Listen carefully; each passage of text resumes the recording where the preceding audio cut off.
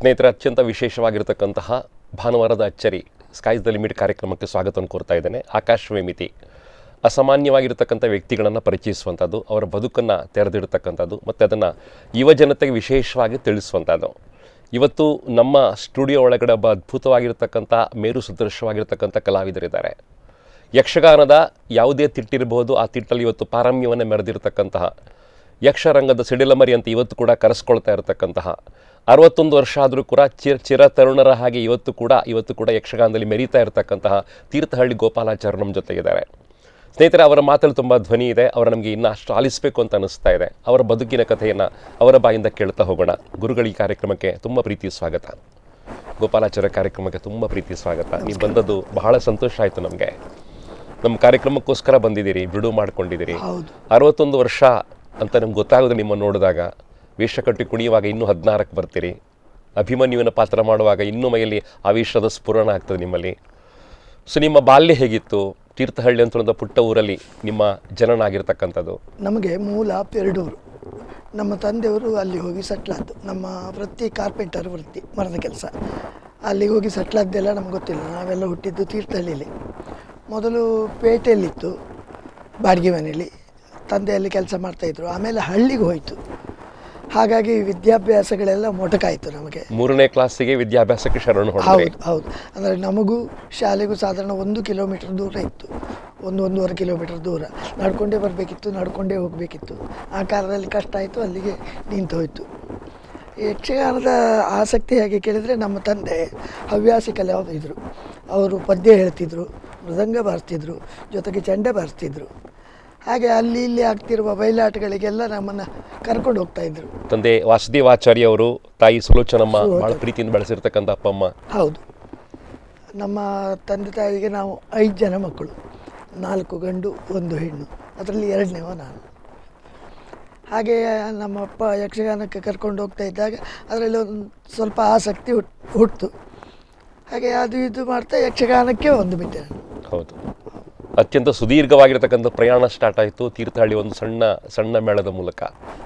ರಂಜದ ಕಟ್ಟೆ ಅಂತ ಶಿವರಾಜಪುರ ಅಂತ ಅಲ್ಲೊಂದು ಸಣ್ಣ ದೇವಸ್ಥಾನ, ಅಲ್ಲೊಂದು ಮೇಳ ಇತ್ತು. ಅಲ್ಲಿಗೆ ಕರ್ಕೊಂಡು ಹೋದರು. ಅಂದರೆ ಯಕ್ಷಗಾನ ಆಸಕ್ತಿ ಆದಾಗ ನಮ್ಮ ತಂದೆಯವರಿಗೆ ಒಬ್ಬರು ಪರಿಚಯ ಆಯಿತು, ಕೃಷ್ಣೋಜಿ ರಾವ್ ಅಂತ. ಅವರು ಒಬ್ಬರು ಹವ್ಯಾಸಿ ಕಲಾವಿದರು. ನನಗೆ ಅವರೇ ಗುರುಗಳಾಗಿ ಬಂದರು ನೃತ್ಯಕ್ಕೆ ಎಲ್ಲ. ಮತ್ತೆಲ್ಲ ನೋಡಿ ಕೇಳಿ. ಹಾಗೆ ಶಿವರಾಜಪುರ ಅದೇ ರಂಜದ ಕಟ್ಟೆ ಮೇಳದಲ್ಲಿ 1 ವರ್ಷ ತಿರುಗಾಟ ಮಾಡಿದೆ. ಅಲ್ಲಿಂದ ಮೇಳ ಹೇಗಿತ್ತು ಅಂತ ಹೇಳಿದ್ರೆ, ನಿಮ್ಮ ಅನುಭವದ ಪ್ರಕಾರ ಒಂದು ಬಂಡಿ ಹಿಂದೆ ಹೋಗುವಂಥದ್ದು, ಕಷ್ಟಪಡುವಂಥದ್ದು, ನಡ್ಕೊಂಡು ಹೋಗಬೇಕು. ಹೌದು. ಯಾವುದೇ ರೀತಿಯ ರಾಜ ಸೌಕರ್ಯಗಳು ಸಿಗೋದಿಲ್ಲ. ಇಲ್ಲ. ಅದಕ್ಕಿಂತಲೂ ಈ ಉಳಿಲಿಕ್ಕೆ ವ್ಯವಸ್ಥೆ ಅಂತ ಮಾಡ್ತಾರಲ್ಲ, ಈಗ ಬಿಡಾರ ಅಂತ ಮಾಡ್ತಾರೆ. ಆಗ ಅದು ಕೂಡ ಇರಲಿಲ್ಲ. ಎಲ್ಲೋ ಮರದಡಿಲಿ ಕೂತ್ಕೊಂಡು ಅಡುಗೆ ಮಾಡಲಿಕ್ಕೆ ಭಟ್ರು ಇರ್ತಿದ್ರು, ಅದರಲ್ಲಿ ಕಾಲ ಕಳಿಬೇಕಿತ್ತು. ಅದು ಯಕ್ಷಗಾನ ನಿಮ್ಮನ್ನು ಬಿಟ್ಟು ಹೋಗಲಿಲ್ಲ. ಇಲ್ಲ, ಯಕ್ಷಗಾನ ತುಂಬ ಆಸಕ್ತಿ ಇತ್ತು. ಅದಕ್ಕೆ ಆಸಕ್ತಿಯೇ ಕಾರಣ. ಹೌದು. ಬಹುಶಃ ನನಗೆ ಇದರಲ್ಲೇ ಅನ್ನ ತಿನ್ನುವ ಯೋಗ ಉಂಟು, ಬೆಳೆಯುವ ಅವಕಾಶ ದೇವರು ಕೊಟ್ಟಿದ್ದಾನೆ. ಹಾಗಾಗಿ ಬೆಳೀತಾ ಬಂತು. ಹೌದು. ಯಕ್ಷಗಾನದಲ್ಲಿ ನಿಮಗೆ ಆರಂಭದಲ್ಲಿ ಸಿಕ್ಕಿರ್ತಕ್ಕಂಥ ಪಾತ್ರಗಳು ಯಾವುದು ಗುರುಗಳೇ? ಮೊದಲು ನಾನು ರಂಗಸ್ಥಳದಲ್ಲಿ ಅಂತ ಮಾಡಿದ ಪಾತ್ರ ಅಂದರೆ ರತಿ ಕಲ್ಯಾಣದ ರತಿ. ಆಮೇಲೆ ಎಲ್ಲ ಮಾಡಿದ್ದೇನೆ ಬಿಡಿ.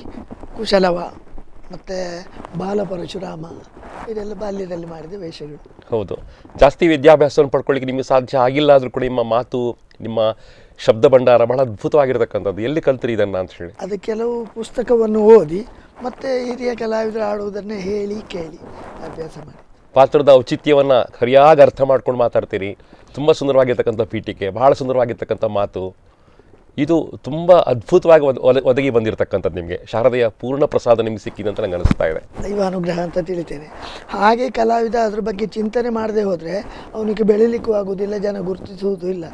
ಹಾಗೆ ನಾನು ಬಾಲ್ಯದಿಂದಲೂ ಹಾಗೆ ಕೊಟ್ಟ ಪಾತ್ರವನ್ನು ಅದನ್ನು ಆಚೀಚಿಯವರ ಹತ್ರ ಎಲ್ಲ ದೊಡ್ಡ ಕಲಾವಿದರ ಹತ್ರ ಕೇಳ್ತಿದ್ದೆ, ಈ ಪಾತ್ರಕ್ಕೆ ಏನು ಮಾಡಬೇಕು ಹೇಗೆ ಅಂತ ಕೇಳ್ತಿದ್ರು. ಮತ್ತು ಹೇಳಿದ್ದನ್ನು ಪೂರ್ತಿ ನಾನು ಉಪಯೋಗಿಸ್ಕೊಡ್ತಿರ್ಲಿಲ್ಲ. ಸರಿ ಯಾವುದು ತಪ್ಪು ಯಾವುದು ಅದನ್ನು ಚಿಂತನೆ ಮಂಥನ ಮಾಡ್ತಿದ್ದೆ, ಪುಸ್ತಕ ಓದ್ತಿದ್ದೆ. ಹೌದು. ರಂಜದ ಕಟ್ಟೆ ಮೇಳದಿಂದ ನಿಮಗೆ ಸಾಲಿಗ್ರಾಮದ ಕಡೆ ಬರುವಂಥ ಅವಕಾಶ ಸಿಕ್ಕಿತು. ಅದ ಮೇಲೆ 2 ವರ್ಷ ನಾಗರಕೊಡಿಗೆ ಮೇಳಕ್ಕೆ ಹೋದೆ ನಾನು. ಅದು ಬಯಲಾಟವೇ ಆಗಿತ್ತು. 1 ವರ್ಷ ಟೆಂಟು ಆಯಿತು. ಆಮೇಲೆ ಮೇಳವೂ ಉಳಿಲಿಲ್ಲ. ಅಲ್ಲಿಂದ ಗೋಳಿಗಾಡಿಗೆ ಬಂದೆ. ಸೌತಿಘಟ್ಟದ ಪರಿಚಯ ಹಾಗಾಯಿತು ನನಗೆ. ಅದರಲ್ಲಿ 4 ವರ್ಷ ಇದ್ದೆ. ಸಣ್ಣ ಪುಟ್ಟ ಪಾತ್ರಗಳನ್ನೆಲ್ಲ ತುಂಬ ಮಾಡಿಸ್ತಾಯಿದ್ರು. ಆಮೇಲೆ ಸಾಲಿಗ್ರಾಮಕ್ಕೆ ಬಂದೆ. ಹೌದು, ಗೋಳಿಗರಡಿ ಮೇಳ ನಿಮ್ಮನ್ನು ಸಾಕಷ್ಟು ಬೆಳೆಸ್ತು ಅಂತ ಹೇಳುವಂಥ. ಖಂಡಿತ ಬೆಳೆಸಿದೆ. ನನ್ನ ಬೆಳವಣಿಗೆಗೆ ಪ್ರತಿಯೊಂದು ಹೆಜ್ಜೆಯೂ ಕಾರಣ ಆಗಿದೆ, ಪ್ರತಿಯೊಬ್ಬರೂ ಕಾರಣರಾಗಿದ್ದಾರೆ. ಸಾಲಿಗ್ರಾಮಕ್ಕೆ ಪ್ರಥಮ ನಾನು ಬರುವಾಗ ನನಗೆ ಬಹಳ ಆಶ್ಚರ್ಯ ಅಂದರೆ ಸಾಲಿಗ್ರಾಮ ಮೇಳದಲ್ಲಿ ನೀವು ಮಾಡಿದ್ದು ಸ್ತ್ರೀ ಪಾತ್ರಗಳನ್ನು. ಹೌದು, ಆರಂಭದಲ್ಲಿ ಬಂದದ್ದು ಅದಕ್ಕೆ. ತುಂಬ ವರ್ಷಗಳ ಕಾಲ ಸ್ತ್ರೀ ಪಾತ್ರಗಳನ್ನೇ ಮಾಡ್ತಾ ಇದ್ದೆ. 2 ವರ್ಷ ಮಾಡಿದ್ದೇನೆ. ಹೌದು. ಆಮೇಲೆ ನಾನು ಬರುವಾಗ ಕಾಳಿಂಗನವ್ರು ಇರಲಿಲ್ಲ, ನರಸಿಂಹದಾಸರು ಮರುವಂತೆ, ಮತ್ತು ನೆಲ್ಲೂರು ಮರಿಯಪ್ಪಾಚಾರ್ಯರು ಸ್ತ್ರೀ ಪಾತ್ರವನ್ನೇ ಮಾಡ್ತಾ ಇದ್ದೆ. ಮರು ವರ್ಷವೇ ಕಾಳಿಂಗನವ್ರು ಬಂದರು. ಹಾಗೆ ನಾಗೇಶ್ವರಿ ಪ್ರಸಂಗ ಆಯಿತು. ಅದರಲ್ಲೊಂದು ಪುಂಡು ವೇಷ ಇತ್ತು, ಚೈತಿಲ್ಯ ಅಂತ ಕೊಟ್ಟರು. ಅದರಿಂದ ನಾನು ಪುಂಡು ವೇಷಕ್ಕೆ ಎಳೆದು ಬಿಟ್ಟೆ. ಆಮೇಲೆ ಅಭಿಮನ್ಯು ಮಾಡಿಸಿದ್ದು ಅವರೇ ನನ್ನ ಕೈಲಿ. ಹೌದು, ಸ್ತ್ರೀ ಪಾತ್ರಗಳ ಪರಂಪರೆಯಿಂದ ಸ್ಟಾರ್ಟ್ ಮಾಡಿಕೊಂಡು ಪುಂಡು ವೇಷದ ಕಡೆ ಬರಲಿ ಸ್ಟಾರ್ಟ್ ಮಾಡಿದ್ರಿ. ಹೌದು ಅಲ್ವಾ? ಈ ಬದಲಾವಣೆ ಹೇಗೆ ಸಾಧ್ಯ ಆಯಿತು ನಿಮಗೆ ಅಂತ ಹೇಳಿ? ನನಗೂ ಮೊದಲಿನಿಂದ ಅದಿತ್ತು, ಪುರುಷ ಪಾತ್ರದ ಒಲವು ತುಂಬ ಇತ್ತು. ನೋಡುವ ಸ್ತ್ರೀ ಪಾತ್ರದಲ್ಲಿ ಹೇಗಾಗುತ್ತೆ ನೋಡುವ ಅಂತೇಳಿ ಮಾಡಿದ್ದು ಬಿಟ್ಟರೆ ಅದರಲ್ಲಿ ಆಸಕ್ತಿ ಕಡಿಮೆ ಇತ್ತು ನನಗೆ. ಹಾಗಾಗಿ ಈ ಪುರುಷ ಪಾತ್ರದಲ್ಲೇ ಮುಂದುವರಿಲಿಕ್ಕೆ ಅವಕಾಶ ಆಯಿತು. ಹೌದು, ಯಕ್ಷಗಾನ ಮೇಳದಲ್ಲಿ ಇವತ್ತು ಸಾಲಿಗ್ರಾಮ ಬಹಳ ದೊಡ್ಡ ಹೆಸರು. ಸೊ ನಿಮ್ಮನ್ನು ಸಾಕಷ್ಟು ಬೆಳೆಸಿರ್ತಕ್ಕಂಥದ್ದು. ಒಂದು ಕಡೆಯಿಂದ ಕಾಳಿಂಗನವರ ಅದ್ಭುತವಾಗಿರ್ತಕ್ಕಂತಹ ಭಾಗವತಿಕೆ, ತಾರಾಮೌಲಿ ಇರತಕ್ಕಂಥ ಕಲಾವಿದರು. ಸೊ ನಿಮ್ಮನ್ನು ವಿಶೇಷವಾಗಿ ಶಿರಿಯಾರ ಮಂಜುನಾಯಕರು ಬೆಳೆಸಿದ್ರು ಅಂತ ನೀವು ಹೇಳಿದಿರಿ. ನಿಮ್ಮ ಯಕ್ಷಗಾನದ ಗುರುಗಳಾಗಿ ಅವರನ್ನು ಸ್ವೀಕರಿಸಿದ್ರಿ. ಖಂಡಿತ. ಹೇಗಿತ್ತು ಅವರ ಒಡನಾಟ ಅಂದರೆ ಅವರ ಮಾತುಗಾರಿಕೆಯೂ ಹಾಗೆ, ಕುಣಿತವೂ ಹಾಗೆ, ವೇಷಗಾರಿಕೆಯೂ ಹಾಗೆ. ಭಾಳ ಅಚ್ಚುಕಟ್ಟು ಅಂದರೆ ಭಾಳ ಅಚ್ಚುಕಟ್ಟು. ಉಳಿದ ವ್ಯವಹಾರದಲ್ಲಿಯೂ ಹಾಗೆ. ಆ ವೇಷ ಮಾಡಿದರೆ ಒಳ್ಳೆ ತಿದ್ದಿ ತೀಡಿದ ಹಾಗೆ ವೇಷ. ಮತ್ತು ಮಾತು ಹಿತಮಿತವಾದ ಮಾತು. ಬರೀ ಕಡಿಮೆ ಮಾತಾಡ್ತಾರೆ ಅನ್ನೋದರಿಂದ ಅವರ ಜ್ಞಾನ ಇಲ್ಲ ಅಂತ ಹೇಳಲಿಕ್ಕೆ ಬರೋದಿಲ್ಲ. ಒಂದು ಶಬ್ದದಲ್ಲಿ 10 ಅರ್ಥಗಳನ್ನು ಕೊಡುವ ಒಬ್ಬ ಮಾತುಗಾರ ಯಾರು ಕೇಳಿದರೆ ಚಿರಿಯಾರ ಮಂಜುನಾಯಕರು. ನಾನು ಅದನ್ನು ಅವರ ವೇಷ ಯಾವುದೇ ಇದ್ದರೂ ಹೋಗಿ ಟೆಂಟಿನ ಹಿಂದುಗಡೆ ಕೂತ್ಕೊಂಡು ನೋಡ್ತಾ ಇದ್ದೆ. ಜೊತೆಗೆ ಯಾವುದಾದ್ರೂ ಒಂದು ಪಾತ್ರಗಳು ಬಂದರೆ ಅವ್ರ ಹತ್ರ ಕೇಳ್ತಾ ಇದ್ದೆ. ಕುಣಿತವೂ ಹಾಗೆ, ಬಹಳ ಸೊಗಸಾದ ಕುಣಿತಗಳು. ಹಾಗಾಗಿ ಹೆಚ್ಚು ಆಕರ್ಷಣೆ ಆಯಿತು ನನಗೆ. ಹೌದು. ಸೊ ನಿಮ್ಮ ಹೆಜ್ಜೆಗಾರಿಕೆಯಲ್ಲಿ ಮಠಪಾಡಿಯವರ ಹೆಜ್ಜೆಗಾರಿಕೆ ಇದೆ, ಆ ಛಾಪ್ ಇದೆ ಅಂತ ಬಹಳ ಮಂದಿ ಹೇಳ್ತಾರೆ. ಹೇಗೆ ಬಂತದು ಅಂತ ಹೇಳಿ? ನನಗೆ ಅದು ಗೊತ್ತಿಲ್ಲ. ನಾನು ಹೆಚ್ಚು ಅವರ ಹೆಜ್ಜೆಯನ್ನು ಓಲೈಸ್ತಾ ಇದ್ದೆ. ಜೊತೆಗೆ ನಗರ ಜಗನ್ನಾಥ ಶೆಟ್ಟರು ಅಂತ ಅವರ ಪುಂಡು ವೇಷವನ್ನು ನೋಡಿದ್ದೆ ನಾನು. ಯಕ್ಷರಂಗದ ರಂಗದ ರಾಜ ಅವರ ಪುಂಡು ವೇಷವೂ ಹಾಗೆ ಭಾಳ ಸೊಗಸಾದ ಕುಣಿತ. ಅವರ ಕುಣಿತದಲ್ಲೂ ಹಾಗೆ ಲಾಲಿತ್ಯಗಳಿತ್ತು. ಅದೆಲ್ಲ ಕಂಡಾಗ ನನಗೂ ಒಬ್ಬ ಹಾಗೆ ಕಲಾವಿದ ಆಗಬೇಕು ಅಂತ ಮನಸ್ಸಾಯಿತು. ಅದನ್ನೆಲ್ಲ ಅನುಕರಣೆ ಮಾಡಿದೆ. ಮತ್ತು ನಾನು ಆವಾಗ ಹೇಗೆ ಕೇಳಿದರೆ ಹಗಲಿಲ್ಲಿ ಪುರ್ಸೋತಿದ್ದಾಗ ಎಲ್ಲ ನನ್ನಷ್ಟಕ್ಕೆ ನಾನು ಕುಣಿತಾ ಇದ್ದೆ. ಅದರಿಂದ ನನ್ನ ಹೆಜ್ಜೆಗಳನ್ನು ರೂಢಿಸಿಕೊಳ್ಳಲಿಕ್ಕೆ ಕಾರಣ ಆಯಿತು ಅಷ್ಟೇ. ಹೌದು, ಸಾಲಿಗ್ರಾಮ ಮೇಳದಲ್ಲಿ ವಿಶೇಷವಾಗಿ ಕಾಳಿಂಗನವರಿಂದಾಗಿ ನಿಮ್ಮ ನೃತ್ಯಗಳು ಪ್ರವರ್ಧಮಾನಕ್ಕೆ ಬಂದವು ಅಂತ ಹೇಳುವಂಥದ್ದು. ಹೌದು. ಬೇರೆ ಬೇರೆ ಜಾತಿಯ ಪಾತ್ರಗಳನ್ನು ಕೊಡ್ತಿತ್ತು. ನಾನು ಬೊಬ್ಬರುವಾಹನ ಪಾತ್ರವನ್ನು ಭಾಳ ಬೇಗ ಮಾಡಿದ್ದೇನೆ. ಭಾಳ ಬೇಗ ಅಂದರೆ ಗೋಳಿಗರಡಿ ಮೇಳದಲ್ಲಿ ಇರುವಾಗಲೇ ಮಾಡಿಸಿದ್ರು ನನ್ನ. ಆದರೆ ಅಭಿಮನ್ಯು ಮಾಡಿದ್ದು ತಡದ್ದು ಮಾಡಿದ್ರು, ಹೆಸರು ಬಂದದ್ದು ಅದಕ್ಕೆ ಕಾರಣ ಕಾಳಿಂಗನವರು ಇರ್ಬೋದು. ಭಾಳ ಅಭಿಮನ್ಯು ಮಾಡಿದ್ದೇನೆ. ಮತ್ತು ಆಗ ಎಲ್ಲ ದಣಿವಿಲ್ಲದೆ ದುಡಿತಾ ಇದ್ದೆ. ಹಾಗಾಗಿ ಮಾಡಲಿಕ್ಕೂ ಸಾಧ್ಯ ಆಯಿತು. ಹೌದು, ನಿಮ್ಮನ್ನು ಯಕ್ಷರಂಗದ ಸಿಡಿಲಮರಿ ಅಂತ ಕರೆದರು. ವಿಶೇಷವಾಗಿ ಅಭಿಮನ್ಯುವಿನ ಪಾತ್ರಕ್ಕೆ ನಿಮ್ಮ ಸಮಾನವಾಗಿ ಜೀವ ತುಂಬಿಸೋರು ಯಾರಿಲ್ಲ ಇವತ್ತಿನ ಕಾಲದಲ್ಲಿ. ಇಲ್ಲ, ಇದು ಬಹಳಷ್ಟು ತಿಳಿದವರು ಹೇಳ್ತಕ್ಕಂಥ ಮಾತು, ನನ್ನ ಮಾತಲ್ಲ. ಹೇಳ್ತಾರೆ ಅನ್ನೋರಿಗೆ ಜನರ ಅಭಿಮಾನ ದೊಡ್ಡದು ಅಂತ ಭಾವಿಸ್ತೇನೆ. ಎಲ್ಲ ಬಿರುದು ಕೊಟ್ಟದ್ದು ಅಭಿಮಾನಿಗಳೇ ಬಿಟ್ಟರೆ, ಸಿಡಿಲಮರಿ ಇರ್ಬೋದು, ಪಾದರಸ ಇರ್ಬೋದು, ಎಲ್ಲವೂ ಅಭಿಮಾನಿಗಳು ಕೊಟ್ಟದ್ದು. ಅದನ್ನು ಅಲ್ಲ ಅಂತ ಹೇಳಲಿಕ್ಕೆ ಆಗೋದಿಲ್ಲ. ಅದು ಅವರು ನನ್ನ ಮೇಲೆ ಇಟ್ಟ ಪ್ರೀತಿ ಇರ್ಬೋದು, ಅಭಿಮಾನವೂ ಇರ್ಬೋದು. ಮತ್ತು ನಾನು ಅಷ್ಟು ಎತ್ತರಕ್ಕೆ ಏರಿದವ ಖಂಡಿತವಾಗಿಯೂ ಅಲ್ಲ. ನಾನೊಬ್ಬ ಸಾಮಾನ್ಯ 3ನೇ ತರಗತಿಯ ಒಬ್ಬ ಕಲಾವಿದ ನಾನು. ಹಾಗೆ ಹೇಳಬಾರ್ದು. ಯಾಕೆಂದರೆ ನೋಡ್ತಾ ಇದ್ದೇವಲ್ಲ ನಾವು ಈ ಯಕ್ಷಗಾನ ಕಲೆಯನ್ನೇ ನೋಡ್ತಾ ಇದ್ದೇವೆ. ಎಂತೆಂಥ ಮೇರು ನಟರೆಲ್ಲ ಇದ್ದಾರೆ. ಅಂಥವರಿಗೆಲ್ಲ ಹೋಲಿಸಿದರೆ ನಾವೆಲ್ಲ ಎಂಥದ್ದು. ಅದು ನಿಮ್ಮ ಸಜ್ಜನಿಕೆ ಮಾತನ್ನು ಭಾವಿಸ್ಕೊಳ್ತಾರೆ. ಹಾಗೇನಿಲ್ಲ. ಸ್ನೇಹಿತರೆ, ವೈಭವದ ಒಂದು ನೃತ್ಯ ಪ್ರಕಾರದಲ್ಲಿ ತೊಡಗಿಸಿಕೊಂಡಿರ್ತಕ್ಕಂತಹ ತೀರ್ಥಹಳ್ಳಿ ಗೋಪಾಲಾಚಾರ್ಯ ಒಂದು ನೃತ್ಯ ವೈಭವ ನೋಡಬೇಕು ಅಂತ ನಂಗೆ ಅನಿಸ್ತಾ ಇದೆ. ನೋಡೋಣ, ಮತ್ತೆ ಮಾತುಗಳನ್ನು ನಾನು ಮುಂದುವರಿಸ್ತೇನೆ. ಕಾಪಿ ಮಾಡಂಗಿಲ್ಲ, ಕಾಪಿ ಮಾಡಿದ್ರೆ ನನ್ನ ಹೆಸರು ಪೇಪರ್ ಬರುತ್ತೆ. ಅಲ್ಲ, ನಾವು ನಮಗೆ ನೋಡ್ಕೊಳ್ರಿ. ನಾವು ಒಂದು ಕಾಪಿ ಮಾಡಿದ್ರೆ ನಾನು ಹರಾಜ್ ಅಲ್ಲ, ಅದು ನಾನು ಅದಕ್ಕೆ ಸಿಡಿನೇ ಮಾಡಲಿಲ್ಲ. ವೈಯಕ್ತಿಕ ಇದನ್ನು ತೆಗೆದಿದ್ದು ಹೆಂಗಿದೆ ಹಂಗೆ ಇಟ್ಟಿದ್ದೀನಿ, ಅದಕ್ಕೆ ಮಾಡೇ ಇಲ್ಲ. ಮನೆ ಎಲ್ಲ ಸಿಡಿ ಹಂಗೆ ಇದು ಕ್ಯಾಸೆಟ್ ನಮಗೇನದು ಮಾರಾಟ ಮಾಡ್ಲಿಕ್ಕಲ್ಲ, ನನ್ನ ಸ್ವಂತ ಕಷ್ಟ. ಒಪ್ಪಲ್ಲ ಅವರು. ನನಗೆ ಸ್ವಂತ ನೆಲೆ ನೋಡ್ಕೊಳ್ಳಿ. ಈಗ ಇದೇ ಅಷ್ಟೇ ನೋಡಿ, ಈಗ ನಾನು ಏನು ಮಾಡೋಂಗಿಲ್ಲ. ಅವ್ರಿಗೆ ಒಂದು ಕಾಪಿ, ನಾನೊಂದು ಕಾಪಿ, ಅಷ್ಟು ಬಿಟ್ಟರೆ ಇನ್ನೊಬ್ಬರಿಗೆ ಕೊಡಂಗಿಲ್ಲ. ನಾವು ಕೊಡೋದು ಇಲ್ಲ. ಅಲ್ಲಿ ಕೇಂದ್ರದಲ್ಲಿ ಇದೆಯಾ ಸರ್ ಕಾಪಿ? ಎಲ್ಲಿ ಸಂಜೆ ಗುರುಗಳು ಸಿಗ್ಬೋದಾ? ಅದು ಅವ್ರು ಮಾಡಿದ್ದು ಅವರಿಗೂ ಕೊಟ್ಟಿಲ್ಲ. ನನಗಾದ್ರೆ ನೋಡ್ಕೊಳ್ಳಿಕ್ಕೆ ಅನುಕೂಲ ಆಗ್ತದೆ. ನಾನು ಸಿಡಿನ ಮಾಡಿಸಿಲ್ಲ. ದಯವಿಟ್ಟು ಇಲ್ಲ ಅಂದ್ಬಿಡಿ. ಅದಕ್ಕೋಸ್ಕರ ನಾನು ಪ್ರಚಾರ ಕ್ಯಾಸೆಟ್ ಇದು ಮಾಡ್ಲಿಕ್ಕಲ್ಲ, ಸೇಲ್ ಮಾಡ್ಲಿಕ್ಕಲ್ಲ, ನಮ್ಮ ವೈಯಕ್ತಿಕ ಒಪ್ಪಲ್ಲ ಅವರು. ಅದಕ್ಕೆ ಹೆಚ್ಚಿನವ್ರು ಮಾಡ್ಲಿಕ್ಕೆ ಬಿಡಲ್ಲ, ಮಾಡ್ಲಿಕ್ಕೆ ಬಿಡಲ್ಲ. ಹೌದು, ಯಾಕಂದ್ರೆ ಕೆಲವರು ಅದನ್ನ ದುರುಪಯೋಗ ಮಾಡ್ಕೊಂಡು ಹಂಗಾಗಿ ಶಿವಮೊಗ್ಗದಲ್ಲಿ ಸಿಕ್ಕಲ್ಲ. ಗೋಡ್ಜರಿಯಾ ಅದು ಎಂತಕ್ಕೆ ಬರುತ್ತೆ ಇಲ್ಲಿ, ಹಂಗಾಗಿ ಸಿಗಲ್ಲ.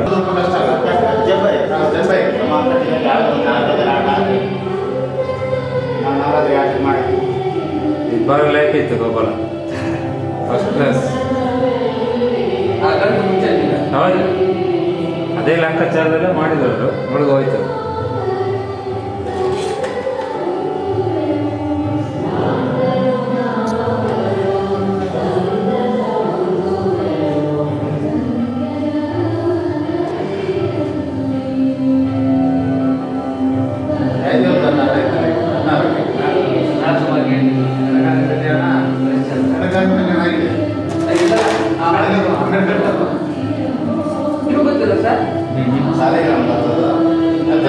ಅವ್ರು ಬರ್ತಾರೆ, ನಮ್ಗೇನು ಗೊತ್ತಾಗೋದು ಬೇಡ.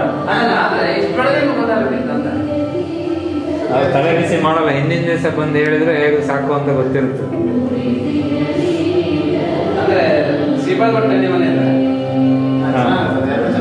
ಕನಕಾಂಗಿ ಕಲ್ಯಾಣ ಮತ್ತೆ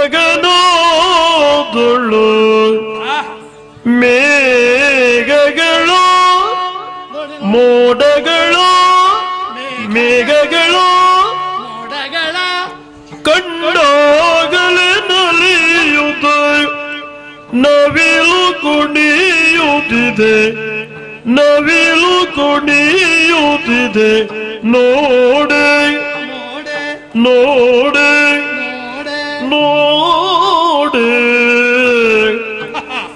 ನೀಲ ಗಗನದ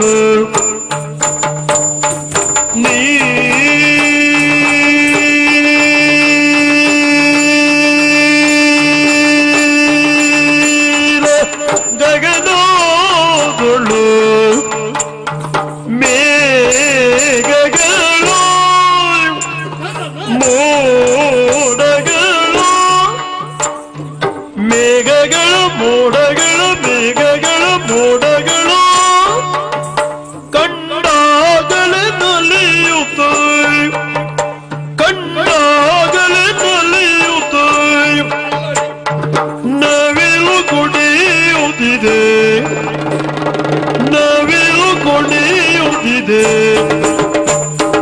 ನವಿಲು ಕುಣಿಯುತ್ತಿದೆ ನವಿಲು ಕುಣಿಯುತ್ತಿದೆ ನವಿಲು ಕುಣಿಯುತ್ತಿದೆ ನವಿಲು ಕುಣಿಯುತ್ತಿದೆ ನೋಡೆ ನೋಡೆ ಕಂಡಾಗಲೇ ನಲಿಯುತ್ತಾ ನವಿಲು ಕುಣಿಯುತ್ತಿದೆ ನವಿಲು ಕುಣಿಯುತ್ತಿದೆ ನವಿಲು ಕುಣಿಯುತ್ತಿದೆ ನವಿಲು ಕುಣಿಯುತ್ತಿದೆ ನವಿಲು ಕುಣಿಯುತ್ತಿದೆ ನವಿಲು ಕುಣಿಯುತ್ತಿದೆ ನವಿಲು ಕುಣಿಯುತ್ತಿದೆ ನೋಡೆ ಸ್ನೇಹಿತರ ಮತ್ತೆ ಕಾರ್ಯಕ್ರಮಕ್ಕೆ ಸ್ವಾಗತ. ಅತ್ಯಂತ ವಿನೀತ ಕಲಾವಿದ, ಅತ್ಯಂತ ಸರ್ಜನಿಕೆ ಕಲಾವಿದ, ಇವತ್ತು ಕೂಡ ಯಾವುದೇ ವಿವಾದಗಳಿಗೊಳಗಾಗದೆ ಅತಿ ಶ್ರೇಷ್ಠವಾಗಿ ಒಂದೇ ಮೇಳಕ್ಕೆ ಅಂಟುಕೊಂಡಿರ್ತಕ್ಕಂಥ ಒಬ್ಬ ಅಸಾಮಾನ್ಯವಾಗಿರ್ತಕ್ಕಂಥ ಕಲಾವಿದ. ನನಗೆ ತುಂಬ ಹೃದಯ ತುಂಬಿ ಬರ್ತಾ ಇದೆ. ಸಾಲಿಗ್ರಾಮ ಮೇಳದಲ್ಲಿ ನಿಮಗೆ ಯಾರದೆಲ್ಲ ಒಡನಾಟ ಸಿಕ್ಕಿತು ಗುರುಗಳೇ? ಬೇರೆ ಯಾರನ್ನು ನೀವು ತುಂಬ ಆರಾಧನೆ ಮಾಡಲಿಕ್ಕೆ ಸ್ಟಾರ್ಟ್ ಮಾಡಿದ್ರಿ? ಹಿಮ್ಮೇಳದಲ್ಲಿಯಾ ಮುಮ್ಮೇಳದಲ್ಲಿಯಾ? ಎರಡೂ ಕಲಾವಿದರಲ್ಲಿ. ಹಿಮ್ಮೇಳದಲ್ಲಿ ನರಸಿಂಹದಾಸರು ಅಂತ ಇದ್ದರು, ಗಜಭಾಗವತರವರು. ಅವರ ಲಯಗಾರಿಕೆ, ಅರ್ಥ ಜ್ಞಾನ, ರಂಗಸ್ಥಳದ ಹಿಡಿತ ಎಲ್ಲ ಭಾಳ ಅದ್ಭುತವಾಗಿತ್ತು. ಅದರ ಸ್ವರ ಇರಲಿಲ್ಲ ಆಗ. ಅಂಥವರು ಒಂದೇ ಒಂದು ಹೆಚ್ಚು ಕಡಿಮೆ ಆದರೂ ಅಲ್ಲೇ ಬೈತಿದ್ರು, ತಾಳ ಕುಟ್ಟಿ ಸನ್ನೆ ಮಾಡ್ತಿದ್ರು. ಆಮೇಲೆ ನಾವುಡ್ರು ಶಂಕರ ಭಾಗವತರು, ಆಮೇಲೆ ರಾಮಕೃಷ್ಣ ಮಂದರ್ತಿ, ಅದಕ್ಕಿಂತ ಮೊದಲು ಕೆಮ್ಮಣ್ಣು ಆನಂದ ಅಣ್ಣ ಅಂತ ಇದ್ದಾರೆ, ಅವರು ಸಿಕ್ಕಿದ್ರು. ಅವ್ರು ಬಿಡಿ, ಅವರಿಗೆಲ್ಲ ಹೋಲಿಕೆ ಇಲ್ಲದ ಕಲಾವಿದರು ಅವರೆಲ್ಲ. ಹಾಗೆ ಈ 3 ಜನ ಕಾಳಿಂಗ ನಾವುಡ್ರು, ಶಂಕರ ಭಾಗವತರು, ಮಂದರ್ತಿ, ರಾಮಕೃಷ್ಣ, ಇವರು 3 ಜನ ರಂಗಸ್ಥಳದಲ್ಲಿದ್ದಾಗ ನನಗೆ ಅನ್ನಿಸ್ತಾ ಇತ್ತು, ಈ ಪರಂಪರೆ ಅಂತ ಒಂದು ಹೆಜ್ಜೆಗಾರಿಕೆಗೆ ಒಂದು ಪರಂಪರೆ ಅಂತ ಉಂಟು. ಅದೇ ಯಾಕೆ ಮಾಡಬೇಕು? ಅದಕ್ಕೆ ಬೇರೆ ರೀತಿ ಕುಣಿಲಿಕ್ಕೆ ಆಗೋದಿಲ್ವ? ನೋಡುವ ಅಂತ 1-2 ಸಾರಿ ಕುಣಿದೆ. ಅದನ್ನು ಎಲ್ಲರೂ ಒಪ್ಕೊಂಡ್ರು. ಕಾಳಿಂಗನವರು ಇರ್ಬೋದು, ಮೊದಲಿಗಾರರು ಇರ್ಬೋದು, ಚಂಡೆಯವರು ಇರ್ಬೋದು, ಎಲ್ಲ ಒಪ್ಕೊಂಡ್ರು.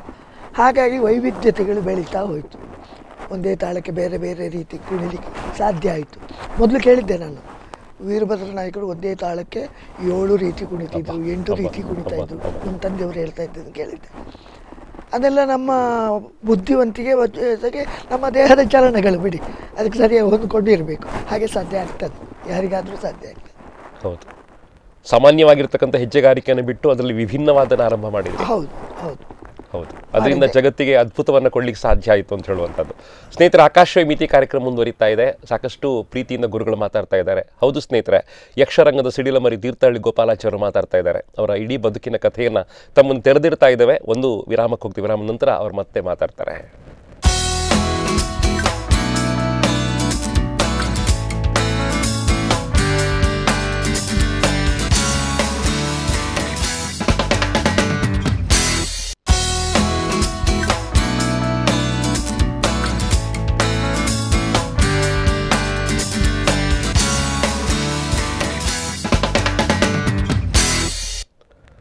ಸ್ನೇಹಿತರೆ, ಒಬ್ಬ ಅಸಾಮಾನ್ಯವಾಗಿರ್ತಕ್ಕಂಥ ಕಲಾವಿದ, ಕೇವಲ 3ನೇ ಕ್ಲಾಸನ್ನು ಕಲಿತೆ ಅಂತ ಬಹಳ ವಿನೀತವಾಗಿ ಹೇಳ್ತಾ ಇರ್ತಕ್ಕಂಥ ಕಲಾವಿದ ಇವತ್ತು ಇಷ್ಟೊಂದು ಪಾತ್ರ ವೈವಿಧ್ಯಗಳು ಮಾಡಲಿಕ್ಕೆ ಹೇಗೆ ಸಾಧ್ಯ ಆಯಿತು? ರಂಗಚಲನೆ ಇರ್ಬೋದು, ಅಥವಾ ವೇಷಭೂಷಣ ಇರ್ಬೋದು, ಅಥವಾ ನೃತ್ಯಗಾರಿಕೆ ಇರ್ಬೋದು, ಅಥವಾ ಮಾತುಗಾರಿಕೆ ಇರ್ಬೋದು, ಯಕ್ಷಗಾನದ ಎಲ್ಲ ಪ್ರಕಾರಗಳಲ್ಲಿ ಕೂಡ ಈ ರೀತಿ ದುಡಿಸ್ಕೊಳ್ಳಿಕ್ಕೆ ಹೇಗೆ ಸಾಧ್ಯ ಆಯಿತು? 61ನೇ ವರ್ಷಕ್ಕೆ ಅವರು ನಿವೃತ್ತರಾಗುವಾಗ ಜನ ಕಣ್ಣೀರು ಹಾಕಿ ಅವರನ್ನು ಬೀಳ್ಕೊಟ್ಟಿರ್ತಕ್ಕಂಥ ಪ್ರಸಂಗ ಹೇಗಿದೆ? ಇದನ್ನೆಲ್ಲ ಗಮನಿಸ್ಕೋಬೇಕು ಸ್ನೇಹಿತರೆ. ತೀರ್ಥಹಳ್ಳಿ ಗೋಪಾಲಾಚಾರ್ಯರು ಮಾತಾಡ್ತಾರೆ. ಅವರ ಬದುಕಿನ ಆರಂಭ ಆದ್ದು ತೀರ್ಥಹಳ್ಳಿ ಅಂತ ಒಂದು ಪುಟ್ಟ ಊರಲ್ಲಿ. ಆಮೇಲೆ ಅವರು ಉಡುಪಿ ಜಿಲ್ಲೆಗೆ ಬರ್ತಾರೆ, ದಕ್ಷಿಣ ಕನ್ನಡಕ್ಕೆ ಬರ್ತಾರೆ, ಇಡೀ ಯಕ್ಷ ಸಾಮ್ರಾಜ್ಯವನ್ನು ವ್ಯಾಪಿಸ್ಕೊಳ್ತಾರೆ. ಅವರ ಬದುಕಿನ ಕಥೆಯನ್ನು ಕೇಳ್ತಾ ಹೋಗೋಣ. ಇವತ್ತು ಎರಡೂ ತೀರ್ಥಹಳ್ಳಿ ಕೂಡ ಹೆಸರು ಮಾಡತಕ್ಕಂಥ ಅಗ್ರಮಾನ್ಯ ಕಲಾವಿದ ತೀರ್ಥಹಳ್ಳಿ ಗೋಪಾಲಾಚಾರ್ಯ ಮತ್ತೆ ನಾನು ಕಾರ್ಯಕ್ರಮಕ್ಕೆ ಸ್ವಾಗತ ಮಾಡ್ತೇನೆ. ಸಾಲಿಗ್ರಾಮ ಮೇಳದಲ್ಲಿ ಹಿಮ್ಮೇಳದ ಬಗ್ಗೆ ಹೇಳಿದ್ವಿ ಗುರುಗಳೇ, ಮುಮ್ಮೇಳದ ಬಗ್ಗೆ ಹೇಳಿ. ಮುಮ್ಮೇಳದಲ್ಲಿ ಆಗ ನಾನು ಸೇರಿದಾಗ ಜಲವಳ್ಳಿ ವೆಂಕಟೇಶ್ವರ ಇದ್ದರು, ಅದ್ಭುತ ಕಲಾವಿದರು. ಆಮೇಲೆ ನಗರ ಜಗನ್ನಾಥ ಶೆಟ್ಟರಿದ್ದರು, ಮತ್ತು ಸಿರಿಯಾರು ಮಂಜುನಾಯಕರಿದ್ದರು. ಆಮೇಲೆ ಐರೋಡಿ ಗೋವಿಂದಪ್ಪನವರು, ಬಳಕೂರು ಕೃಷ್ಣಯಾಜಿಯವರು, ಇವರೆಲ್ಲರ ಒಡನಾಟವು ನನಗೆ ಭಾಳ ಪ್ರಯೋಜನ ಕೊಟ್ಟಿದೆ. ಅದರಿಂದ ಬೆಳೀಲಿಕ್ಕೆ ಅವಕಾಶವೂ ಆಯಿತು. ಆಗ ನಾನು ಇದಕ್ಕೆ ಸಾಲಿಗ್ರಾಮಕ್ಕೆ ಬರುವಾಗ ಯಾಜಿಯವರು ಬಂದಿರಲಿಲ್ಲ, ಆಮೇಲೆ ಬಂದವರು ಭಾಳ ಬೇಗನೆ ಮೇಲೆ ಏರಿದ್ರು. ಅವರು ಯಾವ ರೀತಿ ಪಾತ್ರಗಳನ್ನು ಮಾಡಿದ್ರಿ ಆರಂಭದಲ್ಲಿ? ಸಾಲಿಗ್ರಾಮ ಸ್ತ್ರೀ ಪಾತ್ರನ ಬಿಟ್ಟ ನಂತರ, ಈಚೆ ಬಂದ ನಂತರ ಪುಂಡು ವೇಷಗಳು ಅಲ್ಲಿ ಹೊಸ ಕಥೆಯೂ ಬಂದಿತ್ತು, ಹಳೆ ಕಥೆಯೂ ಬಂದಿತ್ತು. ನನಗೆ ತಟ್ಟ ನೆನಪಾಗೋದು ಅಭಿಮನ್ಯು ಮತ್ತು ಬಬ್ರುವಾಹನ. ಹೌದು. ಮತ್ತು ನೀವು ತುಂಬಾ ಬಾರಿ ಮಾಡಿರ್ತಕ್ಕಂಥ ಶ್ರೀಕೃಷ್ಣ, ಬಹಳ ಚಂದ ಶ್ರೀಕೃಷ್ಣ. ಅದು ಆ ಕೃಷ್ಣನ ಪಾತ್ರದಲ್ಲಿಯೂ ನಾವುಡ್ರೆ ಮಾಡಿಸಿದ್ದು. ಮೊದಲು ಕಂಸವಧೆ ಕೃಷ್ಣ ಮಾಡಿಸಿದ್ರು, ಆಮೇಲೆ ರುಕ್ಮಿಣಿ ಸ್ವಯಂವರದ ಕೃಷ್ಣ ಮಾಡಿಸಿದ್ರು, ಜಾಂಬವತಿ ಕಲ್ಯಾಣದ ಕೃಷ್ಣ ಮಾಡಿಸಿದ್ರು. ಎಲ್ಲ ಪಾತ್ರಗಳು ಭಾಳ ಖುಷಿ ಕೊಟ್ಟಿದೆ. ಅದಕ್ಕಿಂತಲೂ ನನಗೆ ಯಾವುದೇ ಪಾತ್ರವನ್ನು ಕೊಟ್ಟರು ನನಗೆ ಚೆನ್ನಾಗಿ ಮಾಡಬೇಕು ಅಂತ ಆಗ ಮಾತ್ರ ಅಲ್ಲ, ಈಗಲೂ ಅದೇ ಭಾವನೆಗಳಿದೆ. ನನ್ನ ಕೈಲಿ ಕೂಡಿದಷ್ಟು ಅದಕ್ಕೆ ನ್ಯಾಯ ಒದಗಿಸಬೇಕು ಅಂತ ಇಲ್ಲಿವರೆಗೆ ದೇವರು ಅದಕ್ಕೆ ಸರಿಯಾದ ಫಲ ಕೊಟ್ಟಿದ್ದಾನೆ. ಅದು ನನ್ನ ಪುಣ್ಯ, ಅಭಿಮಾನಿಗಳ ಆಶೀರ್ವಾದ. ಸೊ ನಿಮ್ಮ ಹಿರಿಯರು ಮಾಡತಕ್ಕಂಥ ಪುಣ್ಯ ಎಲ್ಲವೂ ಮತ್ತು ದೈವದತ್ತ ಬಂದಿರತಕ್ಕಂಥ ಒಂದು ಕಲೆ, ಯಕ್ಷಗಾನದ ಕಲೆ. ಯಕ್ಷಗಾನಕ್ಕೆ ತುಂಬ ಹೊದ್ಕೊಳ್ತೀರಿ ನೀವು. ಅದು ನಿಮ್ಮ ದೇವರು ಒದಗಿಸ್ಕೊಟ್ಟಿರ್ತಕ್ಕಂಥ ಕ್ಷೇತ್ರ ಅಂತ ನಾನು ಭಾವಿಸ್ಕೊಳ್ತೇನೆ ಗುರುಗಳೇ. ಸೊ ಮತ್ತೆ ಸಾಲಿಗ್ರಾಮ ಮೇಳಕ್ಕೆ ಬಂದಾಗ ಹೊಸ ರೀತಿಯಿಂದ ಬೆಳೆಯುವಂಥ ಅವಕಾಶಗಳು ಸಿಕ್ಕಿತ್ತು ನಿಮಗೆ. ಸೊ ಕಾಲ್ಪನಿಕ ಪಾತ್ರಗಳ ಪ್ರವೇಶ ಆಯಿತು, ನಾಗಶ್ರೀ, ವಿಜಯಶ್ರೀ ಅಂತ ಪ್ರಸಂಗಗಳು ಬಂದವು. ಸೊ ಹೊಸ ರೀತಿ ತೊಡಗಿಸ್ಕೊಳ್ಳುವಂಥ ಪ್ರಯತ್ನಗಳು ಸ್ಟಾರ್ಟ್ ಆಯಿತು. ಹೌದು. ಹೇಳಿ ಗುರುಗಳು, ಹೇಗಿತ್ತು? ಹೊಸ ಪ್ರಸಂಗಗಳು ಈ ಡೇರೆ ಮೇಳಕ್ಕೆ ಭಾಳ ಅನಿವಾರ್ಯ. ಬಯಲಾಟಕ್ಕೆ ಉಂಟು ಇಲ್ಲವೋ ಗೊತ್ತಿಲ್ಲ, ಈಗ ಕೆಲವು ಬಯಲಾಟದಲ್ಲಿ ಆಡ್ತಾರೆ ಅಂತ ಸುದ್ದಿ ಉಂಟು, ಆದರೆ ಡೇರೆ ಮೇಳಕ್ಕೆ ತೀರಾ ಅನಿವಾರ್ಯ.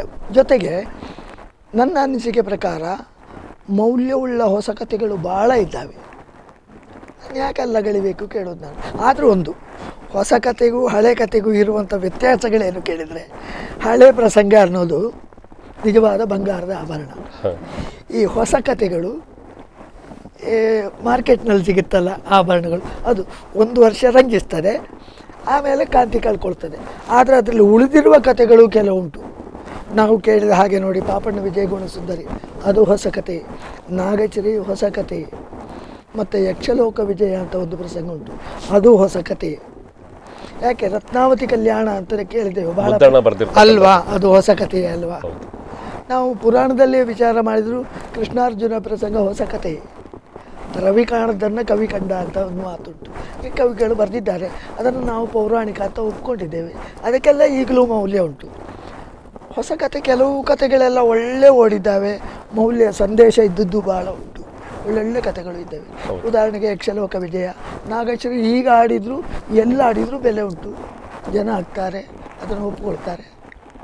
ಅದರಿಂದ ವಸ್ತು ಅನ್ನುವ ಭೇದಗಳು ಬೇಡ ಅಲ್ವಾ. ಹೌದು ಹೌದು ಹೌದು ಹೌದು. ಜನ ಇಷ್ಟಪಟ್ಟಂತಹ ಅಭಿಮನ್ಯು, ಅದಕ್ಕೆ ನಿಮ್ಮ ಸಿದ್ಧತೆಗಳು ಹೇಗಿದ್ದವು ಆ ಪಾತ್ರಕ್ಕೆ ಅಂತ ಹೇಳಿ?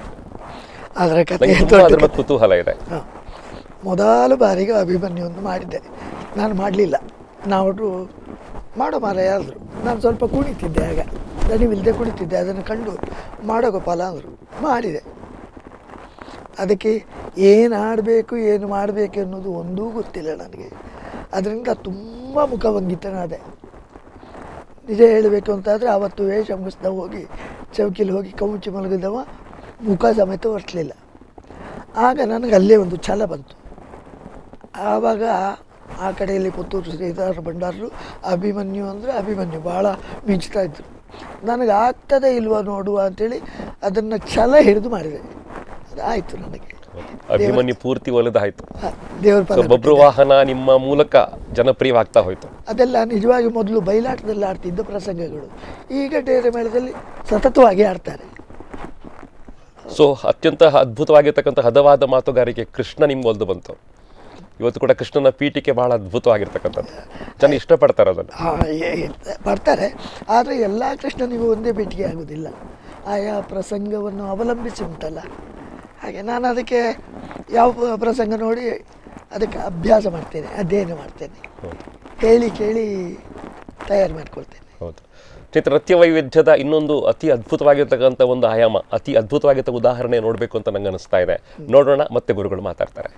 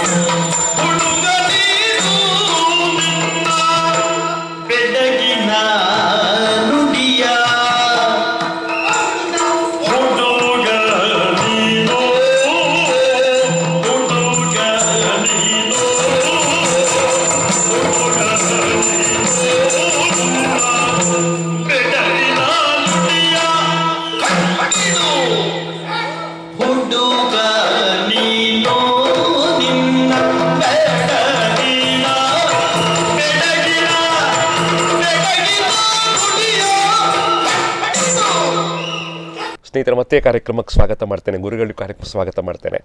ಸೊ ಕಾಲ್ಪನಿಕ ಪ್ರಸಂಗ ನಿಮ್ಗೆ ಇಷ್ಟವಾಗಿರ್ತಕ್ಕಂಥ ಪಾತ್ರ ಯಾವುದು? ತುಂಬ ಪಾತ್ರಗಳು ನೀವು ಇಷ್ಟಪಟ್ಟು ಮಾಡುವಂಥ ಪಾತ್ರಗಳು? ಇಷ್ಟಪಟ್ಟು ಒಂದು ಆರಂಭದಲ್ಲಿ ನಾಗಶ್ರೀಯಲ್ಲಿ ಶೈತ್ಯಲಿ ಆಯ್ತಲ್ಲ, ಆಮೇಲೆ ಆ ಮೇಳ ಬಿಟ್ಟೆ ನಾನು ಉತ್ತರ ಕನ್ನಡದ ಪಂಚಲಿಂಗೇಶ್ವರ ಮೇಳಕ್ಕೆ ಹೋದೆ. ಅಲ್ಲಿ ಒಳ್ಳೆಯ ಅವಕಾಶಗಳು ಸಿಕ್ಕಿತ್ತು, ಆದರೂ ಪೌರಾಣಿಕ ಪ್ರಸಂಗಗಳೇ ಹೆಚ್ಚು. ಆಮೇಲೆ ನಾನು ಪೆರಡೂರು ಮೇಳಕ್ಕೆ ಬಂದ ವರ್ಷವೇ ಚಾರುಚಂದ್ರಿಕೆ ಅಂತ ಒಂದು ಪ್ರಸಂಗ ಬಂತು. ಒಳ್ಳೆ ಪಾತ್ರ, ಪ್ರಸಂಗವೂ ಹೌದು.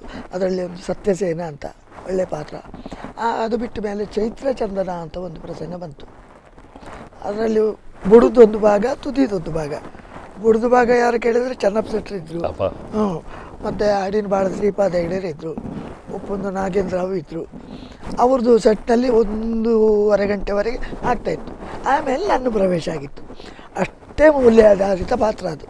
ಅದೇ ಚೆನ್ನಪ್ಪ ಶೆಟ್ಟರು ಮಾಡುವ ಪಾತ್ರದ ಮಗನಾಗಿದ್ದ, ಅಪ್ಪನನ್ನು ಹುಡುಗುದು. ಅದರಲ್ಲಿ ಎಲ್ಲ ವಿಭಾಗಗಳು ಇತ್ತು. ಕುಣಿತ ಇತ್ತು, ಮಾತುಗಾರಿಕೆ ಇತ್ತು, ಶೃಂಗಾರ ಇತ್ತು, ವೀರ ಇತ್ತು, ಕರುಣ ಇತ್ತು. ಯಾವ ಪಾತ್ರಗಳಿಗೆ ಒಂದು ಪಾತ್ರಕ್ಕೆ ಏನು ಬೇಕೋ ಎಲ್ಲವೂ ಇತ್ತು. ಹಾಗಾಗಿ ಭಾಳ ಇಷ್ಟ ಆಗಿತ್ತು ನನಗೆ ಆ ಪಾತ್ರ. ಹೌದು, ಆ ಪಾತ್ರ ಭಾಳ ಇಷ್ಟಪಟ್ಟರೆ ನೀವು? ಆಮೇಲೆ ಇದು ಬಂತು ಶಿವರಂಜಿನಿ, ಪಡಿಯಪ್ಪನ ಪಿಕ್ಚರಿನ ಇದು, ಯಾರು ರಜನಿಕಾಂತ್ ಮಾಡಿದ ಪಾತ್ರ. ಅದು ಮಾಡಿದೆ. ಅದು ದೇವ್ರ ದಯದಿಂದ ಪಾತ್ರ ಸಕ್ಸಸ್ ಆಯ್ತದು. ಆಮೇಲೆ ನಾಗವಲ್ಲಿ ಬಂತು. ನಾಗವಲ್ಲಿಯ ಪಾತ್ರ ಅಂತೂ ಮನಮೋಹಕವಾದ ಪಾತ್ರ. ಅದು ಜನ ಯಾವತ್ತೂ ಮರೆಯೋದಿಲ್ಲ. ಖಂಡಿತ ತುಂಬ ಖುಷಿ ಕೊಟ್ಟಿತ್ತು. ಅಷ್ಟೇ ಪ್ರೀತಿಯಿಂದ ಮಾಡ್ತಿದ್ದೆ ನಾನು. ಸಿನಿಮಾ ಆಧಾರಿತವಾದ ಕಥೆ ಆದರೂ ಕೂಡ ತುಂಬ ಮೌಲ್ಯವರ್ಧಿತವಾಗಿರ್ತಕ್ಕಂಥ ಪಾತ್ರ. ಖಂಡಿತ ಇಷ್ಟವೂ ಆಗಿತ್ತು ನನಗೆ. ಹೌದು. ಸೊ ಮುಂದೆ ಸಾಕಷ್ಟು ಹೊಸ ಪಾತ್ರವನ್ನು ಮಾಡುವಂಥ ಅವಕಾಶಗಳು ಸಿಕ್ಕಿತು. ಸೊ ಪೆರಡೂರು ಮೇಳ ಇನ್ನೊಂದು ಅದ್ಭುತವಾದ ಕ್ಯಾನ್ವಾಸ್. ಸೊ ಬೇಕಾದಷ್ಟು ನಿಮ್ಗೆ ವೇದಿಕೆ ಕೊಟ್ಟಿತ್ತು ಅಲ್ವಾ? ಇವತ್ತು ಯಕ್ಷಗಾನ ಕಲಾವಿದರು ಮೇಳನಿಷ್ಠೆಯನ್ನು ಹೊಂದಿಲ್ಲ ಅಂತ ನಾನು ಹೇಳ್ತೇನೆ. ಮೇಳವನ್ನು ಬದಲಾಯಿಸ್ತಾ ಹೋಗುವಂಥದ್ದು. ಬಟ್ ಸುದೀರ್ಘಾವಧಿಗೆ ಒಂದೇ ಮೇಳ, 88ನೇ ಇಸ್ವಿಯಿಂದ ಒಂದೇ ಮೇಳದಲ್ಲಿ. ಹೇಗಿತ್ತು ಪೆರಡೂರು ಮೇಳ ಅಂತ ಹೇಳಿ? ಹೇಗಿತ್ತು ಅಂತ ಮತ್ತೆ ಅದಕ್ಕೆ ಪ್ರತ್ಯೇಕವಾಗಿ ವಿವರ ಕೊಡಬೇಕಾದ ಅಗತ್ಯ ಇಲ್ಲ.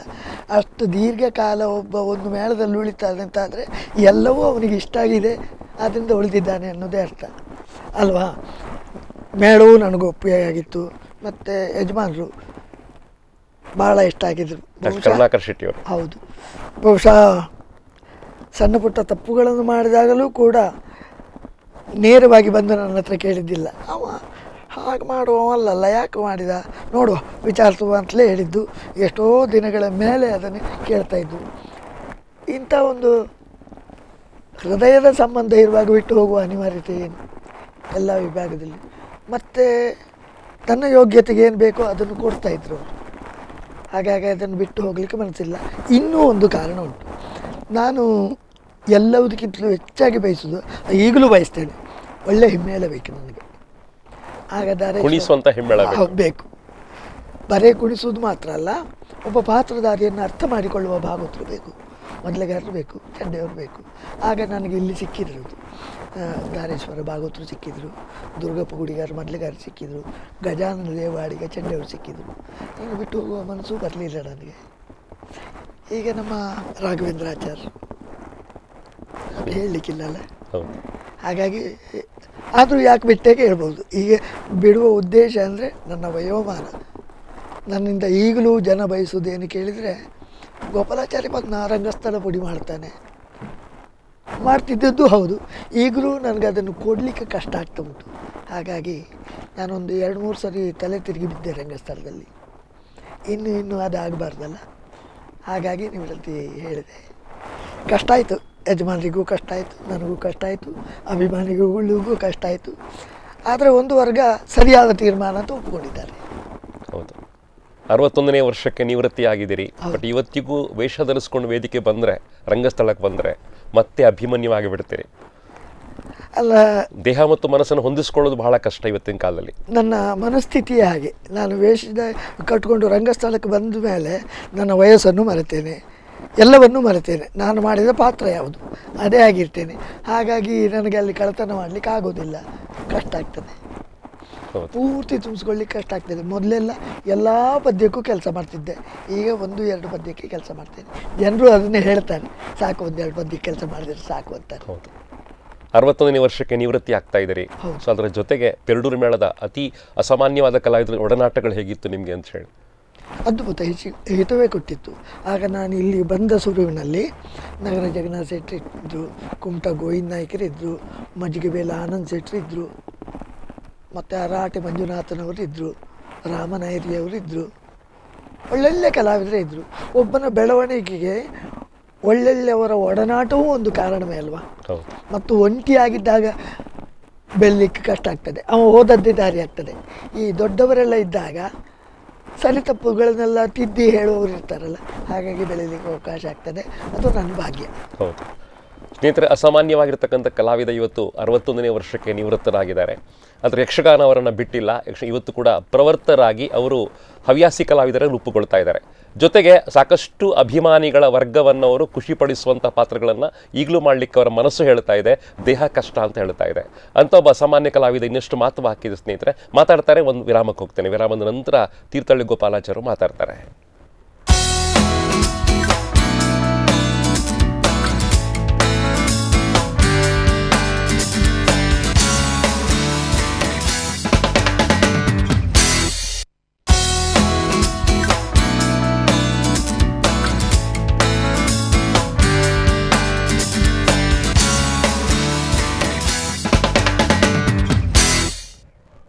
ಸ್ನೇಹಿತರೆ, ಮತ್ತೆ ಕಾರ್ಯಕ್ರಮಕ್ಕೆ ಸ್ವಾಗತ ಕೋರ್ತಾ ಇದ್ದೇನೆ. ಯಕ್ಷಗಾನ ಒಂದು ಅಸಾಮಾನ್ಯವಾಗಿರ್ತಕ್ಕಂಥ ಕಲೆ. ಆಕಾಶವೇ ಮಿತಿ ಕಾರ್ಯಕ್ರಮದಲ್ಲಿ ಯಕ್ಷಗಾನ ಕಲಾವಿದರನ್ನು ಬಹಳ ವಿಶೇಷವಾಗಿ ಸಾಧನೆ ಮಾಡಿದವರನ್ನು ಪರಿಚಯ ಮಾಡ್ತಾ ಇದ್ದೇವೆ. ಅತ್ಯಂತ ಬಡ ಕುಟುಂಬ, ಅತ್ಯಂತ ಕಷ್ಟಕರವಾಗಿರ್ತಕ್ಕಂಥ ಬಾಲ್ಯ, 3ನೇ ಕ್ಲಾಸಿಗೆ ಶಾಲೆಗೆ ಮಂಗಳ ಹಾಡಬೇಕಾಗಿರ್ತಕ್ಕಂತಹ ಒಂದು ಅತ್ಯಂತ ಕಷ್ಟಕರವಾಗಿರ್ತಕ್ಕಂಥ ದಿನಗಳು. ಸೊ ಡೇರೆ ಮೇಳಗಳ ಪ್ರಪಂಚಕ್ಕೆ ಬಂದು ಇವತ್ತು ಕೂಡ ಅಸಾಮಾನ್ಯವಾಗಿರ್ತಕ್ಕಂಥ ಅದ್ಭುತವಾಗಿರ್ತಕ್ಕಂಥ ಹುಡುಕುವಂಥ ಪ್ರವೃತ್ತಿ. ಈ ವಯಸ್ಸಲ್ಲಿ ಕೂಡ ದುಡಿಯುವಂತಹ ಒಂದು ನಿಷ್ಠೆ, ಮೇಳಕ್ಕಿರ್ತಕ್ಕಂಥ ಅತಿ ಶ್ರೇಷ್ಠವಾಗಿರ್ತಕ್ಕಂಥ ನಿಷ್ಠೆ, ಇದೆಲ್ಲ ಇರತಕ್ಕಂತಹ ಶ್ರೇಷ್ಠ ಕಲಾವಿದ ತೀರ್ಥಹಳ್ಳಿ ಗೋಪಾಲಾಚಾರ್ಯ ನಮ್ಮ ಜೊತೆಗಿದ್ದಾರೆ. 61ನೇ ವರ್ಷಕ್ಕೆ ಅವರು ನಿವೃತ್ತರಾಗಿದ್ದಾರೆ. ಬಟ್ ಅವರ ಮಾತುಗಳಲ್ಲಿ ಧ್ವನಿ ಇದೆ. ಅವರ ಮತ್ತೆ ನಾನು ಕಾರ್ಯಕ್ರಮಕ್ಕೆ ಸ್ವಾಗತ ಕೋರ್ತಾ ಇದ್ದೇನೆ. ಗುರುಗಳು, ನಿಮ್ಮ ಯಕ್ಷಗಾನದ ಪ್ರಪಂಚ ನಿಮ್ಗೆ ತುಂಬ ಇಷ್ಟವಾಗಿರ್ತಕ್ಕಂಥ ಪಾತ್ರ ಅಭಿಮನ್ಯು ಬಬ್ರುವಾಹನ ಬಿಟ್ಟು ತುಂಬ ಖುಷಿ ಕೊಟ್ಟಂಥ ಪಾತ್ರ ನಿಮಗೆ. ಸುಧನ್ವ ಖುಷಿ ಕೊಟ್ಟಿದೆ, ಕೃಷ್ಣ ಖುಷಿ ಕೊಟ್ಟಿದೆ, ಕಾರ್ತವೀರ್ಯ ಅರ್ಜುನ ಖುಷಿ ಕೊಟ್ಟಿದೆ. ಸಾಧಾರಣವಾಗಿ ನಾನು ಮಾಡುವ ಪಾತ್ರಗಳನ್ನೆಲ್ಲ ಖುಷಿಯಿಂದಲೇ ಮಾಡ್ತೇನೆ. ಆದರೆ ಇದೆಲ್ಲ ಅದಕ್ಕಿಂತ ಹೆಚ್ಚು ಖುಷಿ ಕೊಡ್ತಾ ಇದೆ. ಅದರಲ್ಲಿ ಯಾಕೆಂದರೆ ಕುಣಿತಗಳುಂಟು, ಲಾಲಿತ್ಯಗಳುಂಟು, ಶೃಂಗಾರಗಳುಂಟು, ಹೌದು, ವೀರರಸವೂ ಉಂಟು. ಹಾಗಾಗಿ ಖುಷಿ ಕೊಡ್ತದೆ ಆ ಪಾತ್ರ. ತುಂಬ ಸರಳವಾಗಿ ಅಸ್ಖಲಿತವಾಗಿ ಮಾತಾಡೋ ಶಕ್ತಿಯಿಂದ ಬಂತು ನಿಮಗೆ ಅಂತ ಹೇಳಿ ಇಷ್ಟೊಂದು ಸುಂದರವಾಗಿರ್ತಕ್ಕಂಥ ಕನ್ನಡದಲ್ಲಿ. ಅಭ್ಯಾಸ ಬಲವೇ ಇರ್ಬೋದು, ಬೇರೆ ಓದಿದ್ದು ಕೇಳಿದ್ದು ಅಭ್ಯಾಸ ಬಲ. ಹೌದು, ಅತಿ ಶ್ರೇಷ್ಠ ಯಕ್ಷಗಾನ ಕಲಾವಿದರ ಸಂಸರ್ಗ ನಿಮ್ಮನ್ನು ಬೆಳೆಸ್ತಾ ಹೋಯಿತು ಅಂತ ಹೇಳಿದಿರಿ. ಖಂಡಿತ, ಹೌದು, ಖಂಡಿತ. ಸೊ ನಿಮ್ಮ ಬೆಳವಣಿಗೆಯಲ್ಲಿ ಆ ಸಂಸಾರ ಕೂಡ ಬಹಳ ದೊಡ್ಡ ಪಾತ್ರ ವಹಿಸ್ತಲ್ಲ ಗುರುಗಳೇ? ಖಂಡಿತ. ಅದು ಹಾಗೆ, ಒಂದು ಗಿಡ ಬೆಳಿಬೇಕು ಅಂತಾದರೆ ಬರೀ ಅದಕ್ಕೆ ಮಣ್ಣೊಂದೇ ಸಾಕಾಗೋದಿಲ್ಲ. ನೀರು ಬೇಕು, ಗೊಬ್ಬರ ಬೇಕು, ಗಾಳಿ ಬೇಕು, ಬೆಳಕು ಬೇಕು. ಹಾಗೆ ಒಬ್ಬ ಕಲಾವಿದ ಬೆಳಿಬೇಕು ಅಂತಾದರೆ ಅವನದ್ದು ಒಂದೇ ಸಾಕಾಗೋದಿಲ್ಲ, ಎಲ್ಲ ಪರಿಸರವು ಚೆನ್ನಾಗಿರಬೇಕು. ಅದು ನನಗೆ ಸಿಕ್ಕಿದೆ. ಬಹುಶಃ ಕಲಾಮಾತೆಯ ಅನುಗ್ರಹ ಅಂತ ಭಾವಿಸ್ತೇನೆ. ಹೌದು, ನಿಮ್ಮಲ್ಲಿ ಅತ್ಯಂತ ದಟ್ಟವಾಗಿರ್ತಕ್ಕಂಥ ಪ್ರಭಾವ ಬೀರತಕ್ಕಂಥ ಬೇರೆ ಕಲಾವಿದರು ಯಾರನ್ನು ನೀವು ಇವತ್ತು ಆರಾಧನೆ ಮಾಡಲಿಕ್ಕೆ ಆಸೆ ಪಡ್ತೀರಿ? ಚಿಟ್ಟಾಣಿಯವರು ಪ್ರಭಾವ ಬೀರಿದ್ದಾರೆ. ಮತ್ತು ಕೆರೆಮನೆಯವರು ಒಡನಾಟಗಳು ಕಡಿಮೆ, ಆದರೆ ಅವರ ಕಲೆಯ ಬಗ್ಗೆ ತುಂಬ ಗೌರವ ಇದೆ. ಒಡನಾಟಗಳು ಕಡಿಮೆ, ಎಲ್ಲೋ ಬೆರಳೆಣಿಕೆಲ್ಲ ಅಲ್ಲೊಂದು ಇಲ್ಲೊಂದು ವೇಷ ಮಾಡಿದ್ದೇನೆ. ಚಿಟ್ಟಾಣಿಯವರೊಟ್ಟಿಗೆಲ್ಲ ತುಂಬ ವೇಷ ಮಾಡಿದ್ದೇನೆ. ಚಿಟ್ಟಾಣಿಯವರ ಪಾತ್ರ ಹೇಗೆ ಕೇಳಿದರೆ, ಅವರು ಬರೀ ಕೆಲಸ ಮಾಡೋದಲ್ಲ, ಇದರಿನ ಪಾತ್ರಧಾರಿಗೂ ಅಷ್ಟೇ ಸ್ಫೂರ್ತಿ ಕೊಡುವ ಒಂದು ಚೈತನ್ಯದ ಚಿಲುಮೆ ಅದು ಅಲ್ವಾ? ಖಂಡಿತ. ನಿಮ್ಮ ಸುದೀರ್ಘವಾಗಿರ್ತಕ್ಕಂಥ ಯಕ್ಷಗಾನದ ಈ ಜೈತ್ರ ಯಾತ್ರೆಯಲ್ಲಿ ನಿಮಗೆ ತುಂಬ ಖುಷಿ ಕೊಟ್ಟ ಒಂದು ಕ್ಷಣ ಇದೆಯೇನಾದರೂ? ಇದೆ, ಭಾಳ ಒಂದೆರಡಾದರೂ. ಭಾಳ ಕ್ಷಣ ಇದೆ. ಒಂದು ರಂಗಕ್ಕೆ ಬರುವಾಗ ಜನರು ಕೊಡುವಂತಹ ಪ್ರತಿಕ್ರಿಯೆಗಳುಂಟು ನೋಡಿ, ಅದು ಭಾಳ ಖುಷಿ ಕೊಡ್ತದೆ. ನಿಮ್ಮ ಮೊದಲ ಹೆಜ್ಜೆಯಲ್ಲಿ ಜನ ಗುರುತಿಸ್ತಾರೆ, ಬಂದರು ಅಲ್ಲ, ಅದು ಹೆಜ್ಜೆಯಲ್ಲ. ಕೆಲವು ಸಾರಿ ಎಷ್ಟು ಮೋಸ ಆಗ್ತದೆ ಕೇಳಿದರೆ, ಇದು ನಾನು ಹೃದಯ ತುಂಬಿ ಆಡುವಂಥ ಮಾತು. ನಮ್ಮ ಪಂಚಮ ವೇದ ಅಂತ ಒಂದು ಪ್ರಸಂಗ ಆಯಿತು. ನನ್ನ ಪ್ರವೇಶ ಭಾಳ ತಡ ಅದರಲ್ಲಿ. ಆ ವರ್ಷ ನನಗೆ ಕಾಲಿಗೆ ಬೆಟ್ಟಾಗಿತ್ತು. ಎಲ್ಲಿವರೆಗೆ ಕೇಳಿದರೆ ನಡಿಲಿಕ್ಕೂ ಆಗ್ತಿರಲಿಲ್ಲ. ಅದಕ್ಕೆ ಸರಿಯಾದ ಒಂದು ಪಾತ್ರ ಸಿಕ್ಕಿತ್ತು, ಕುಣಿಯದೇ ಇರುವ ಪಾತ್ರ. ಹಾಸಿಗಾರದ್ದು ನಂದು ಜೊತೆ. ಅದು ಎಲ್ಲಿವರೆಗೆ ಕೇಳಿದರೆ ಬುಡದ ಭಾಗ ಬೇರೆಯವರು ಮಾಡ್ತಿದ್ರು, ಮಂಕಿ ಈಶ್ವರ ನಾಯಕರು ಅಂತ ಅವರು ಮಾಡ್ತಿದ್ರು. ಅಲ್ಲಿ ವೈರಾಗ್ಯದಿಂದ, ಅದು ಒಂದು ಸಿನಿಮಾದ ಕಥೆಯಾಗಿತ್ತು, ವೈರಾಗ್ಯದಿಂದ ಊರು ಬಿಟ್ಟು ಹೋಗೋದು, ತನ್ನ ಪ್ರೇಯಸಿಯನ್ನು ಹುಡುಕಲಿಕ್ಕೆ ಅಂತ ಹೋಗೋದು. ಆಗ ಹಾಸಿಗಾದ್ರೆ ಹೇಳ್ತಿದ್ರು, ಇಲ್ಲಿಯವರೆಗೆ ನೀನು ಹೀಗೆ ಹೃದಯನಾಗಿ ಬಂದೆ, ಇನ್ನು ನೀನು ಬರುವಾಗ ಹೀಗೆ ಬರಬಾರ್ದು, ರುಕ್ಮಿಣಿಯನ್ನು ಹುಡುಕಲಿಕ್ಕೆ ಹೋಗುವ ಗೋಪಾಲನಾಗಿ ಹೋಗಬೇಕು ಅಂತ ಹೇಳ್ತಿದ್ರು. ಆಗ ಜನ ಗ್ರಹಿಸ್ತಿದ್ರು, ಈಗ ಗೋಪಾಲಾಚಾರಿ ಪ್ರವೇಶ ಆಗಲೇ ಪ್ರತಿಕ್ರಿಯಿಸ್ತಿದ್ರು. ಇದು ನಾನು ಯಕ್ಷಗಾನದಲ್ಲಿ ಸಂಪಾದನೆ ಮಾಡಿದ ನನ್ನ ಸಂಪಾದನೆ. ಇದು ಬೆನ್ನಿಗೆ ಆಗುವ ಮೋಸಗಳೇನು ಕೇಳಿದ್ರೆ ವಿಶ್ವನಾಥನ ಪ್ರವೇಶ ಆಗ್ತಿತ್ತು. ಅದರಲ್ಲಿ ಅವನದೊಂದು ಪ್ರವೇಶ 90 ವಿಶ್ವನಾಥ ಭಾಗವತರು ಪದ ಹೇಳಿದ ಕೂಡಲೇ ಜನ ಹೂವತ್ತು ಚಪ್ಪಾಳೆ ಆಗ್ತಿದ್ರು. ಅವನು ಮುಖ ಕಂಡ್ರು ಕೂಡಲೇ ಅಲ್ಲಿಗೆ ಸ್ವಲ್ಪ ತಣ್ಣಗಾಗ್ತಿತ್ತು. ಇದು ಯಕ್ಷಗಾನದಲ್ಲಿ ನಾನು ಮಾಡಿದ ಸಂಪಾದನೆ ಅಲ್ವಾ, ನನಗೆ ದೇವರು ಕೊಟ್ಟ ಫಲ ಅಲ್ವಾ ಇದು. ಹಾಗೆ ಆ ಪಾತ್ರವಾಗಿ ಭಾಳ ಖುಷಿ ಕೊಟ್ಟಿದೆ. ತುಂಬ ಖುಷಿ ಕೊಟ್ಟಿರ್ತಕ್ಕಂಥ ಒಂದು ಘಟನೆ, ಇನ್ನೊಂದು ಘಟನೆ ನೆನಪು ಮಾಡ್ಕೋಬೋದು ಗುರುಗಳೇ. ತುಂಬ ಮನಸ್ಸಿಗೆ ಬಹಳ ಖುಷಿ ಕೊಟ್ಟಂಥದ್ದು, ಮರಳಿಕ್ಕೆ ಸಾಧ್ಯನೇ ಆಗೋದಿಲ್ಲ ಅಂತ ಒಂದು ಘಟನೆ. ರಂಗದಲ್ಲ, ಬೇರೆ ಬೇರೆ ಅಭಿಮಾನಿಗಳಿಂದ ಉಂಟು.